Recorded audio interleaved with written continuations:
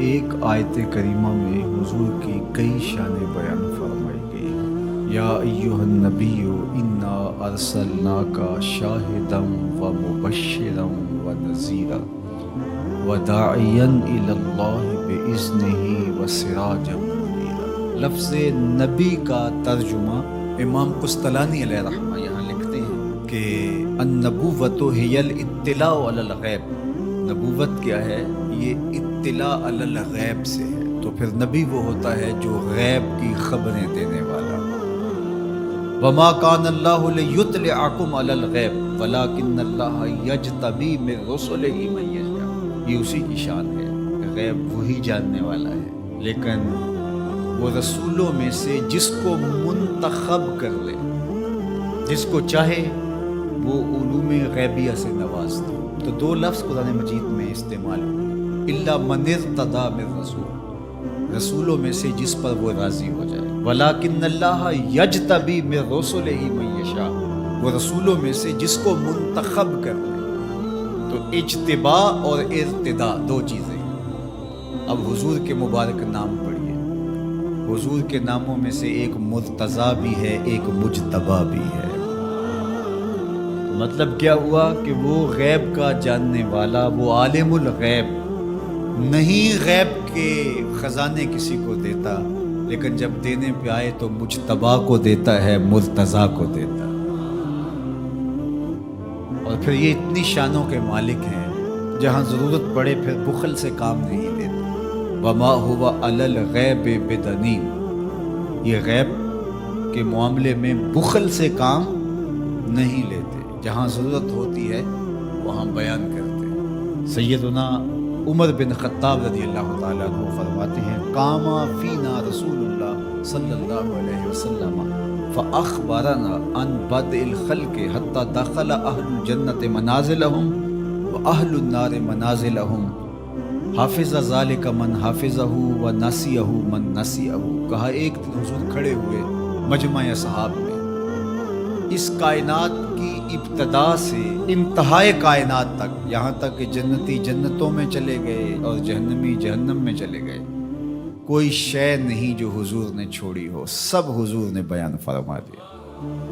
اب ایک سوال پیدا ہوتا ہے، تھوڑے سے عرصے میں اتنا کچھ کیسے بیان کر دیا؟ تو یہ حضور کی شان بلاغت تھی، اور بطور معجزہ حضور علیہ السلام کو یہ شان دی گئی تھی۔ تو فرمایا یا ایھا النبی، اے غیب کی خبریں دینے والے، انا ارسلناک، آپ کو ہم نے بھیجا ہے، آپ کو ہم نے بھیجا ہے۔ یا آپ کسی کو بھیجیں اور اس کی کوئی عزت نہ کرے تو آپ کہیں گے تم ہوتے کون ہو، اس کو ہم نے بھیجا تھا۔ اللہ کہتا ہے محبوب تجھے ہم نے بھیجا ہے۔ تو یہ اللہ کی طرف سے فرستادہ ہے، اللہ کی طرف سے بھیجے گئے ہیں، یہ اللہ کے نمائندے ہیں، اس لیے حضور کی آواز آواز حق قرار پائی، حضور کا بولنا اللہ کا بولنا قرار پایا، حضور کا حکم اللہ کا حکم قرار پایا، حضور کی اطاعت اللہ کے اطاعت قرار پائی۔ تو اس لیے جو محبوب کی بات مانتا ہے وہ رب کی بات مانتا ہے، جو حضور کا انکار کرتا ہے وہ رب کا انکار کرتا ہے۔ کوئی ساری زندگی لا الہ الا اللہ پڑھتا رہے اور محمد رسول اللہ نہ پڑھے، رب اس کے لا الہ الا اللہ پڑھنے کو اس کے منہ پہ مارے گا اگر میرے رسول کو نہیں مانتا، اس کو میں نے بھیجا ہے۔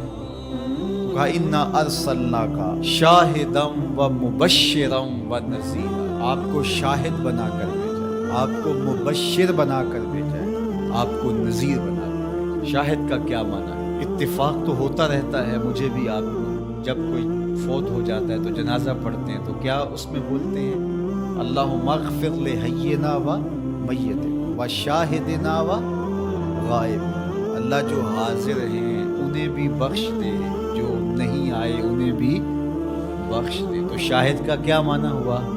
حاضر۔ امام راغب الاصفہانی جو کہ لغت کے امام ہیں اور مفردات قرآن میں قرآن مجید کے الفاظ کی تشریح کرتے ہوئے لفظ شاہد پہ بات کرتے ہیں، تو وہ کہتے ہیں کہ الحضور مع المشاہدت اما بالبصر او بالبصیرہ، کہ شاہد کا معنی کیا ہے؟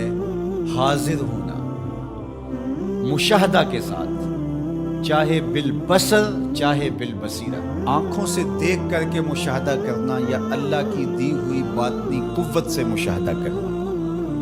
تو کہا یہ ہے شاہد کا مفہوم، اور حضور علیہ السلام کو میرے رب نے شاہد بنایا ہے، میرے رب نے شاہد بنایا، تو حضور کی نظروں سے کچھ پوشیدہ نہیں ہے۔